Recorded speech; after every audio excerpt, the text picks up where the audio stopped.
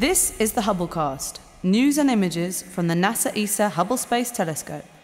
Travelling through time and space with our host, Dr. J, aka Dr. Joe Liske. Welcome to the second special episode of the Hubblecast, celebrating the International Year of Astronomy 2009. In the first episode, we learnt about the invention of the telescope and how it facilitated man's first steps out into the universe. Today, we will see how astronomers used bigger and bigger telescopes to see further than ever before. At night, your eyes adapt to the dark.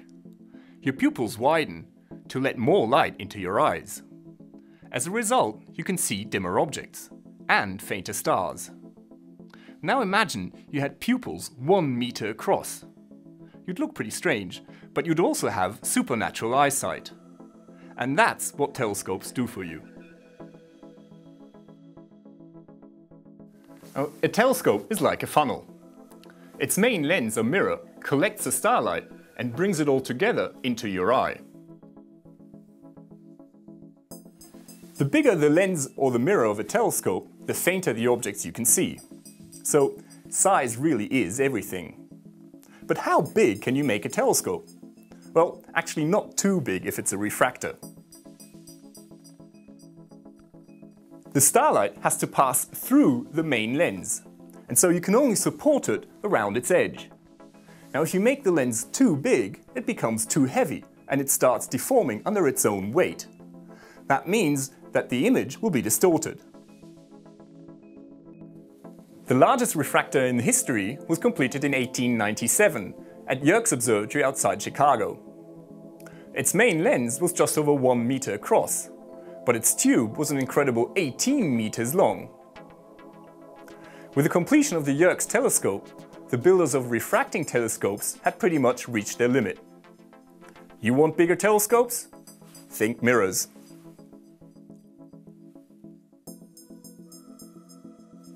In a reflecting telescope, the starlight bounces off a mirror instead of passing through a lens.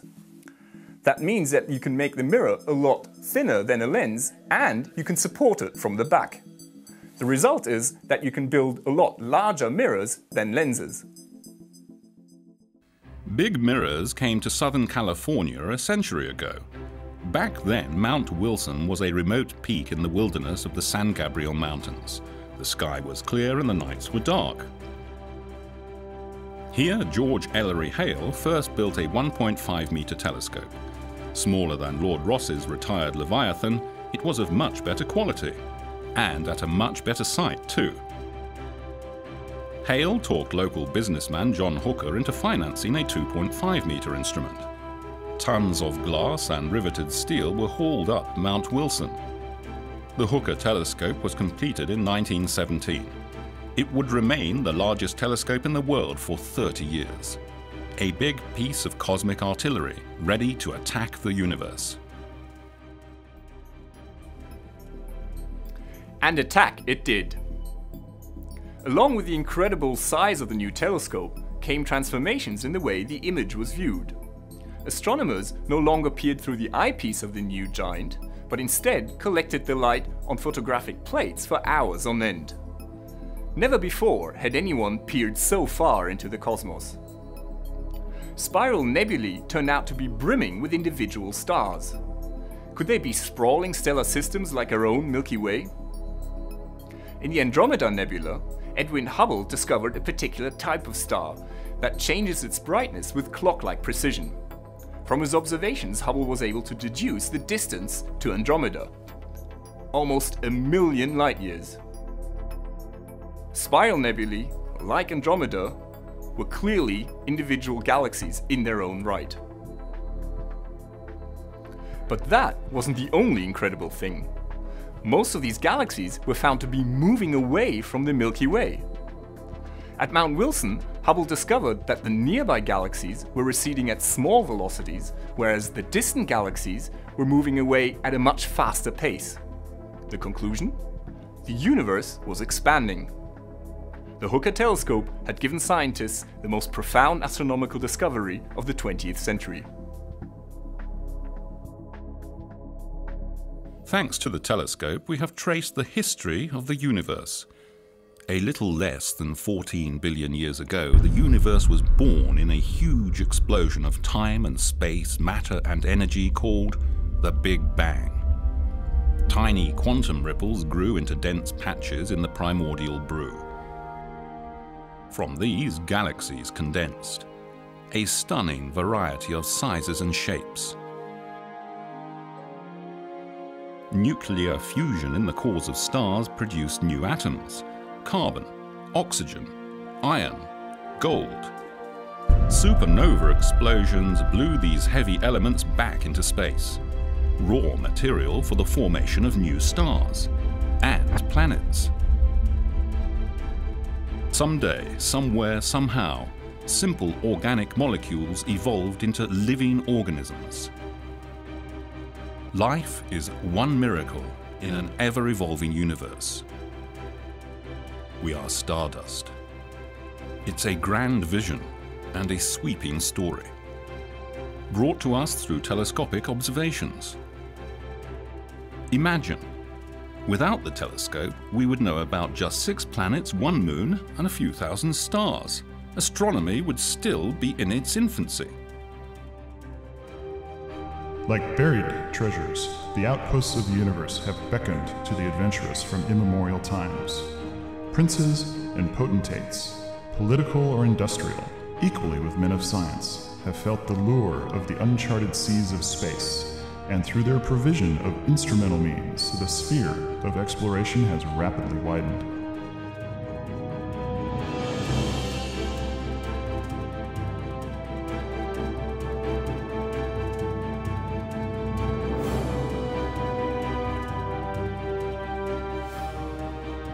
George Ellery Hale had one final dream: to build a telescope twice as large as the previous record holder.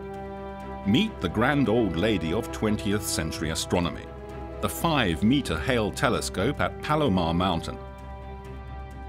Over 500 tons of moving weight, yet so precisely balanced that it moves as gracefully as a ballerina. Its 40-ton mirror reveals stars 40 million times fainter than the eye can see. Completed in 1948, the Hale telescope gave us unsurpassed views of planets, star clusters, nebulae, and galaxies. Giant Jupiter, with its many moons. The stunning Flame Nebula. Faint wisps of gas in the Orion Nebula.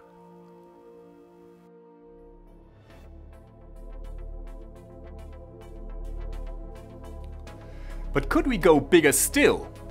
Well, Soviet astronomers tried in the late 1970s. High up in the Caucasus Mountains, they built the Bolshoi telescope Azimutalny, sporting a primary mirror 6 meters in diameter.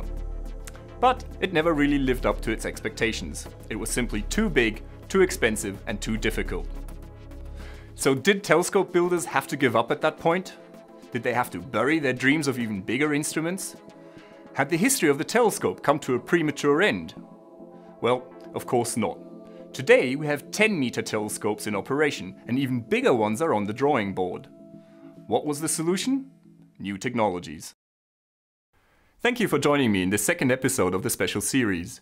Next time we will see how advancing technology revolutionized astronomy. This is Dr. J signing off for the Hubblecast. Once again, nature has surprised us beyond our wildest imagination.